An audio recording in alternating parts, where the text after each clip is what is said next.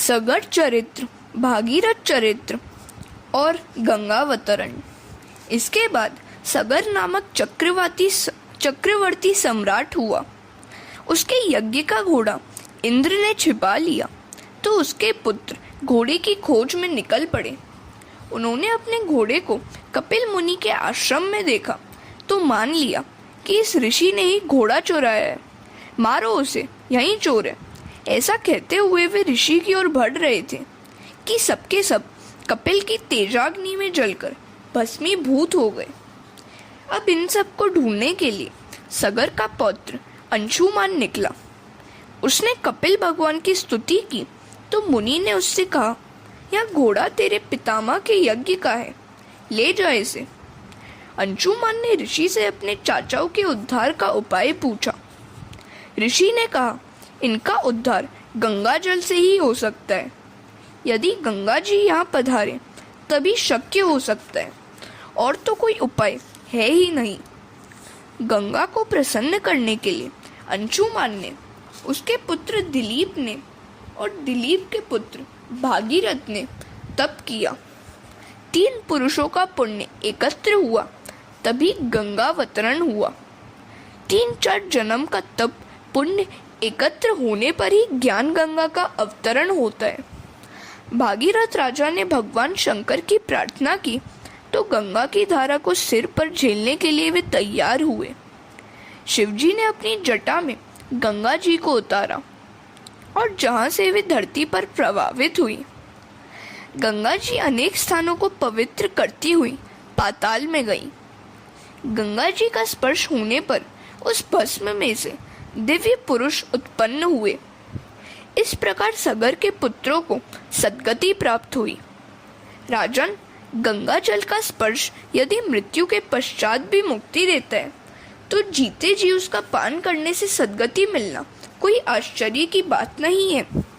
जीव को शिव होना है।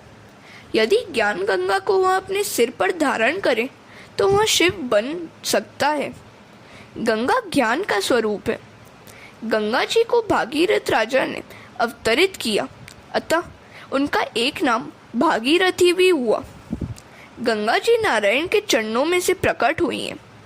गंगा जी नारायण के चरणों में से प्रकट हुई हैं तो शिवजी के सिर पर से। आगे चलकर इस देश में एक खटवांग नामक राजा हुआ। उसने देवों की ओर से जाना कि 2 घटिका के बाद उसकी मृत्यु होगी, तो उसने सब कुछ छोड़कर भगवान से मन जोड़ लिया। परमात्मा का ध्यान करते हुए उसने देह त्याग किया। उसे सद्गति मिली। इस प्रकार मात्र 2 घटिका 39 मिनट में खटवांग ने आत्म कल्याण कर लिया। खटवांग के बाद दीर्घबाहु राजा हुआ और उसके बाद हुआ रघु। रघु महाज्ञानी और उदार था। अंत में उसने सर्वस्व का, धोती तक का त्याग कर दिया था। उनकी बड़ी कीर्ति फैली। इसी कारण से सूर्य वंश का नाम हुआ रघुवंश। रघु राजा ने कई यज्ञ याग भी किए थे। जो भगवान के वंश को, संबंध को संभालता है, उसके अपने वंश का कभी नाश नहीं होता है। राजा रघु के घर अज नामक राजा हुआ और अज के बाद दशरथ। दशरथ अयोध्या में राज्य करते थे। वे पूर्व जन्म में ब्राह्मण थे। इस पूर्व जन्म के ब्राह्मण का नियम था, गांव के बाहर आए हुए मंदिर में रणछोड़ राय जी को प्रतिदिन 1000 तुलसी दल चढ़ाना। वृद्ध हो चले, 85 वर्ष के हो गए। एक बार ज्वर आया तो उन्होंने ज्वर से कहा, तू आए, इसमें मुझे कोई आपत्ति नहीं है, किंतु मेरे ठाकुर पूजा के बाद आना। मेरी सेवा का क्रम अटूट रहना चाहिए। ऐसा संकल्प सुनते ही ज्वर भाग गया। वे मंदिर में सेवा पूजा के लिए आए तो वहां किसी की रोने की आवाज सुनाई दी। देखा तो एक पिशाचिनी रो रही थी। वह कहने लगी, पूर्व जन्म में मैंने दुराचार किया था। अपने पति को मैंने बहुत दुख दिया था, सो मुझे इस जन्म में पिशाचिनी होना पड़ा। आप कृपया मेरा उद्धार करें। ब्राह्मण दयालु था। उसने प्रतिदिन के नियमानुसार विष्णु सहस्त्र नाम पाठ के साथ तुलसी दल अर्पण करते हुए भगवान से प्रार्थना की, हे प्रभु, यह पापी जीव व्यथित हो रहा है। मैं अपना सारा पुण्य अर्पण करता हूँ, आप इसका उद्धार करें। प्रभु प्रसन्न हुए। उन्होंने ब्राह्मण से कहा, अगले जन्म में तुम दशरथ होगे और यह पिशाचिनी कौशल्या। मैं पुत्र रूप से तुम्हारे घर में आऊंगा। अपना सारा पुण्य तुमने एक जीव के उद्धार में लगा दिया है, अतः वह अनंत अमाप हो गया है। ब्राह्मण ने वही शरीर त्याग दिया। वही ब्राह्मण अब इस जन्म में दशरथ हुए। हरे कृष्ण। राजा दशरथ की 3 रानियां थीं, कौशल्या, सुमित्रा और कैकेयी। कौशल्या धर्म पत्नी थी और सुमित्रा कैकेयी भोग पत्नी। 3 पत्नियां होने पर भी दशरथ निसंतान थे, सो वे वशिष्ठ के पास गए। वशिष्ठ ने कहा, पुत्र का षष्ठी यज्ञ करो। इस यज्ञ से तुम्हारे 4 पुत्र होंगे। पुत्र का षष्ठी यज्ञ किया तो ब्रह्म यज्ञ कुंड में से क्षीर लेकर स्वयं अग्निदेव प्रकट हुए। उन्होंने राजा से कहा, इस प्रसाद को अपनी रानियों को खिला देना, आपके यहाँ दिव्य संतानें होंगी। वशिष्ठ मुनि ने राजा को आज्ञा दी, धर्मपत्नी कौशल्या को इस प्रसाद का अर्धभाग देना और बाकी रहे प्रसाद को कैकेयी सुमित्रा में बांट कर देना। दशरथ राजा ने वैसा ही किया। तुलसीदास ने रामचरितमानस में कैकेयी की ओर से बड़ी सफाई दी है, किंतु एकनाथ महाराज ने उसे कर्कशा ही बताया है। कर्कश वाणी से पति का अपमान करने वाली स्त्री ही कैकेयी है। कैकेयी ने दशरथ का अपमान किया, झगड़ा किया कि उसे प्रसाद क्यों अंत में दिया गया। उसने प्रसाद उठाकर बाहर फेंक दिया। उस प्रसाद को समड़ी गिद्ध जैसा पक्षी उठा ले गया और एक पर्वत पर आया। वहां अंजनी देवी तपश्चर्या कर रही थी। उस समड़ी ने अंजनी देवी के सिर पर छाया की और प्रसाद भी दे दिया। अंजनी देवी ने प्रसाद खा लिया तो उनको हनुमान जी प्राप्त हुए। अब कैकेयी को प्रसाद गंवाने का दुख और पश्चाताप होने लगा। कौशल्या बड़ी उदार थी। उन्होंने अपने भाग के प्रसाद से कुछ अंश कैकेयी को दिया। सुमित्रा ने भी कैकेयी को थोड़ा सा प्रसाद दिया। इस प्रकार तीनों रानियों ने प्रसाद खाया। अपने घर को अयोध्या सा बनाओ। जहाँ युद्ध कलेश नहीं है, वहीं अयोध्या है। सरयू नदी अर्थात भक्ति प्रवाह के किनारे पर रहने से शरीर भी अयोध्या बनेगा और ऐसी नगरी में बसा हुआ जीवात्मा दशरथ जितेंद्रिय बनेगा। मानव जीवन क्षणभंगुर है, ऐसा मानकर मनुष्य को निरपेक्षता और नम्रता धारण करनी चाहिए। अपने इंद्रिय रूपी अश्वों को नियंत्रित करके शरीर रूपी रथ को योग्य मार्ग पर चलाओगे तो रामचंद्र जी पधारेंगे। अपनी इंद्रियों को वश में रखो, जितेंद्रिय बनो। ईश्वर की सलाह लेना मन की नहीं, मन विश्वास खाती है। 10 इंद्रियों रूपी अश्वों को नियंत्रित करके शरीर रथ को लेकर जो रामचंद्र की ओर जाता है वही दशरथ है। ऐसे दशरथ के घर भगवान पुत्र रूप से आते हैं। दशानन रावण विषयों के अमर्याद भोक्ता के घर भगवान काल रूप से आते हैं। दशरथ जीवात्मा है। इन 10 इंद्रियों को वश में करके जो जितेंद्रिय बन सकता है वही दशरथ है। जो सभी को प्रसन्न करता है उसके यहाँ सर्वेश्वर आते हैं। दशरथ सभी रानियों की इच्छा जान लेते थे। सुमित्रा कहती है कि वह तो कौशल्या की सेवा में ही रहना चाहती है। दशरथ ने सोचा कि इसका पुत्र महाज्ञानी होगा। राम के गर्भ जन्म के समय से ही कौशल्या तो ईश्वर के ध्यान में लग गई। उनका सहज सुमिरन चल रहा था। कौशल्या के तो रोम रोम से परमात्मा के मंगलमय नाम का जप हो रहा था। दशरथ ने कौशल्या से पूछा, महारानी आपकी क्या इच्छा है? कौशल्या ने कहा, इच्छा ही तो दुख का कारण है। मुझे सुख की इच्छा नहीं है। मैं तो आनंद रूप हूँ। मुझे अकेले ही ध्यान करने दे। दशरथ ने वशिष्ठ जी से कहा, गुरुजी, कौशल्या तो ऐसी बातें कर रही हैं।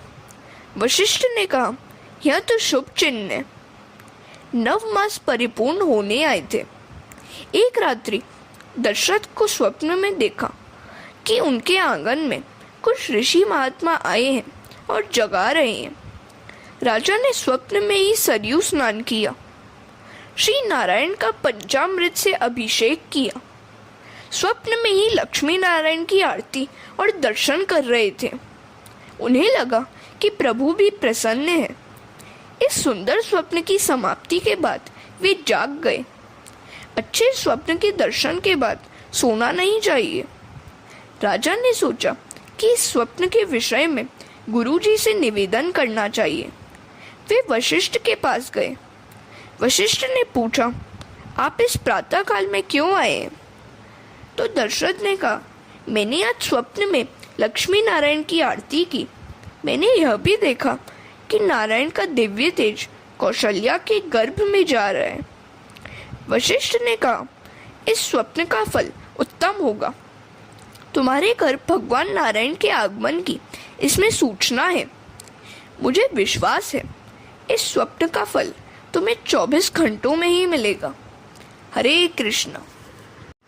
भगवान राम की लीलाओं के वर्णन का प्रारंभ। राजा आनंद से झूमने लगे। उनके घर स्वयं भगवान जो आ रहे हैं। उन्होंने सरयू में स्नान किया और भगवान की पूजा में लीन हो गए। इधर कौशल्या भी प्रभु ध्यान में मग्न है। आज परम पवित्र रामनवमी का दिन है।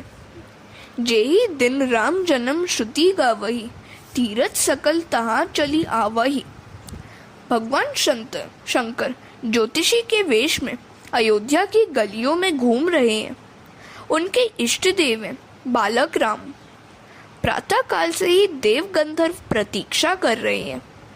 वैष्णव जन जब तक अत्यंत आतुर नहीं होते हैं तब तक भगवान का जन्म नहीं होता। परम पवित्र समय आया। चैत्र मास शुक्ल पक्ष और नवमी तिथि। मध्याह्न का समय हुआ और विप्र धेनुसुर संत हित लीन मनुज अवतार। निज इच्छा निर्मित तनु माया गुण गोपार। सियावर रामचंद्र की जय, रघुपति रामचंद्र की जय। दशरथ के घर साक्षात परब्रह्म श्री हरि प्रकट हुए। जो निर्गुण थे वही भक्तों के प्रेम के कारण आज सगुण बन गए हैं। अगुण अरूप अलग अज जोई, भगत प्रेम बस सगुण सो होई। वेदों ने जिनका इस प्रकार वर्णन किया है वही श्रीहरि भक्तों के हितार्थ आज दशरथ के घर पुत्र का रूप लेकर आए हैं। बिनु पद चलई सुनई बिनु काना, कर बिनु करम करई विधि नाना। आनंद रहित सकल रस भोगी, बिनु बानी वक्ता बड़ जोगी। तन बिनु परस नयन बिनु देखा, ग्रही घ्राण बिनु बास अशेषा। अति सब भांति अलौकिक करनी, महिमा जासु जाई नहीं बरनी। जेहि इमी गावही वेद, बुद्ध जाहि दरहि मुनि ध्यान। सोई दशरथ सुत भगत, हित कुशलपति भगवान। आकाश में से देव और गंधर्वों ने पुष्प वृष्टि की। आज बताया कि मैं अपने भक्तों की चारों ओर रक्षा करता हूँ, सो चतुर्भुज रूप से प्राकट्य हुआ।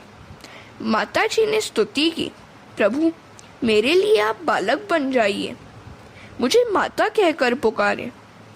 माता जी को उन्होंने दिखाया कि वे परमात्मा हैं।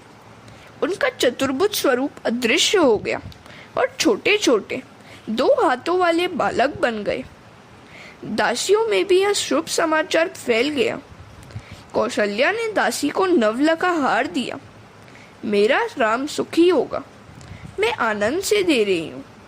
दासी ने कहा, मुझे तो कुछ भी नहीं चाहिए, मैं तो राम को खिलाना चाहती हूँ। राम दासी की गोद में गए। आज उसका भी ब्रह्म संबंध हो गया। हरे कृष्ण। दासी दौड़ी हुई राजा के पास आई और बधाई दी। लाला भयो है, लगता है साक्षात नारायण आए हैं। वृद्ध दशरथ जी के घर पुत्र का जन्म हुआ और पुत्र भी साधारण नहीं, साक्षात परमात्मा पुत्र का रूप लेकर आए हैं। दशरथ जी ने वस्त्र आदि से श्रृंगार किया। प्रथम गणपति की पूजा की गई। दान तो इतना दिया गया कि सारी अयोध्या में कोई दरिद्र न रहा। वशिष्ठ ने वेद मंत्रों का उच्चारण करके मानसिक अभिषेक किया। दशरथ जी अंतपुर में आए। आज राम के दर्शन से सारी दासियां इतनी हर्षान्वित हो गई थी कि वे देहभान भी भूल गई थी। देहभान ही नहीं तो मान मर्यादा और लज्जा की बात ही क्या, परमानंद हो गया। देव गंधर्व आदि भी सूक्ष्म रूप से पुत्र राम के दर्शन कर रहे हैं। राम जन्म से सभी देवों को आनंद हुआ, किंतु एक चंद्र को दुख हुआ। रामलीला के दर्शन से सूर्य नारायण आनंद से स्तब्ध होकर स्थिर हो गए, आगे बढ़ते ही न थे। सूर्यास्त के बिना चंद्र राम का दर्शन कैसे करे? तो चंद्र ने राम से प्रार्थना की, इस सूर्य को कहिए कि वह आगे बढ़े, वह मुझे आपके दर्शन ही नहीं करने देता। चंद्र को रोना आ गया तो रामचंद्र ने उसे आश्वासन देते हुए कहा, आज से मैं तेरा नाम धारण करूंगा। फिर भी वह प्रसन्न नहीं हुआ तो रामचंद्र ने उससे कहा, तू धीरज धर, इस बार मैंने सूर्य को लाभान्वित किया है, किंतु भविष्य में कृष्णावतार में सबसे पहले तुझे दर्शन दूंगा। कृष्णावतार में रात्रि के 12 बजे जन्मूंगा, सो तुझे ही लाभ मिलेगा। कृष्ण जन्म के समय 3 व्यक्ति ही जाग रहे थे, वसुदेव, देवकी और चंद्र। जो रात्रि के समय जागते रहते हैं उन्हें ही कन्हैया मिलता है, सोए हुए को कन्हैया नहीं मिलता। जागने का अर्थ क्या है? जानिया तबहि जीव जग जागा, जब सब विषय विलास विरागा। गीता जी में भी कहा गया है, या निशा सर्वभूतानां तस्याम जागर्ति संयमी, यस्याम जागृति भूतानि सा निशा पश्यतो मुने। नित्य शुद्ध परमानंद को प्राप्त करने की ओर जो कभी ध्यान नहीं देते हैं, उन सभी भूत प्राणियों के लिए जो रात्रि है, उसी समय में योगी जागकर प्रभु स्मरण करते हैं। प्राणी जिस सांसारिक नाशवान क्षणिक सुखों में जागते हैं, वह रात्रि के समान ही है।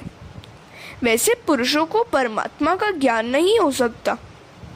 वसुदेव जी देवकी की स्थिति तो देखो, संपत्ति, राज्य, संतान सब कुछ छिन गया।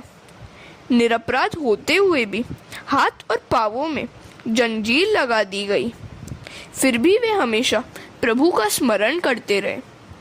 दुखों में भी प्रभु के नाम का विस्मरण न करना। दुख में सचेत रहकर जो व्यक्ति ईश्वर का भजन करता है, उसके घर स्वयं भगवान आते हैं। स्वामी विद्यारण्य ने कहा है कि नल और राम जैसी विभूतियां के जीवन में भी दुखद प्रसंग आए थे, तो हम जैसे साधारण जनों की तो बात ही क्या है। तो दुख से कभी मत डरना। वियोग में कथा होती है, संयोग हुआ नहीं कि कथा बंद। जब तक जीव का ईश्वर से विरह है, तब तक कृष्ण कथा है। जीव और ईश्वर का मिलन के बाद तो कथा का प्रश्न ही नहीं है। भागवत के 10वें स्कंद के 14वें अध्याय में सुदामा चरित्र के समय सुखदेव जी को प्रेम को नियंत्रित करना पड़ा था, दबाना पड़ा था। यदि प्रेम में समाधि सी लग जाए तो राजा परीक्षित का क्या हो? दशरथ ने बाल स्वरूप देखा तो उनका हृदय प्रेम से भर आया। दशरथ के आनंद का वर्णन तो सरस्वती भी नहीं कर सकती है। उन्होंने वशिष्ठ जी से वेद मंत्रों का पाठ करने को कहा। वशिष्ठ राम के दर्शन करने पर कहते हैं कि मैं वेद मंत्र तो क्या, अपना नाम तक भूल गया हूँ। मैं बोलूँ तो क्या बोलूँ? दर्शन में नाम रूप भूलने पर दर्शन का बड़ा आनंद होता है, ब्रह्म दर्शन का आनंद होता है।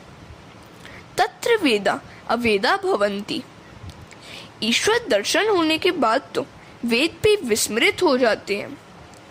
ईश्वर के साक्षात्कार के बाद वेद भी मिथ्या है। ईश्वर के साक्षात्कार के बाद वेद की कोई आवश्यकता नहीं है। प्रभु का साक्षात्कार होने पर वेद, जगत के नाम रूप और अपनापन सभी कुछ विस्मृत हो जाता है। सो वशिष्ठ कहते हैं कि मैं तो अपना नाम भूल गया हूँ। हरे कृष्ण।